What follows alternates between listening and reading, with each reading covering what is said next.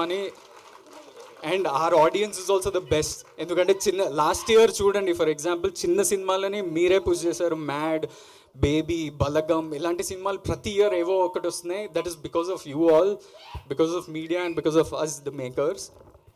And కొన్నిసార్లు ఎవరికైనా యాక్టర్కి పెద్ద పెద్ద అవార్డ్స్ వస్తే మనం అంతా కలిసి సెలబ్రేట్ చేయాలి కదా.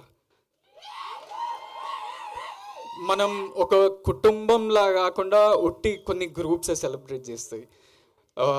ఫర్ ఎగ్జాంపుల్ ఇక్కడ సారేజేషన్కి నేషనల్ అవార్డు వచ్చింది కవర్ ఫోటో. ఇక్కడ విజేంద్ర ప్రసాద్ గారికి నంది అవార్డులు వచ్చినాయి, Rajya Sabha member.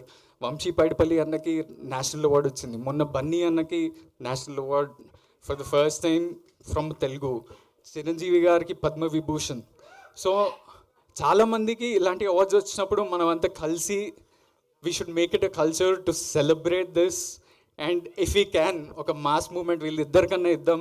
Let's clap for them for like 15 seconds. And national award రావటం అనేది ఇట్ ఈస్ మామూలు విషయం కాదు, చాలా రేర్ థింగ్.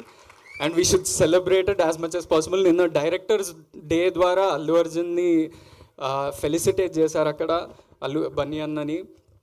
సో అక్కడ నేను చూస్తుంటే why don't we do this more often అని అనిపించింది. అసలు ఎందుకు మనం ఇట్లా కలిసి ఎందుకు సెలబ్రేట్ చేసుకోము అబ్బా.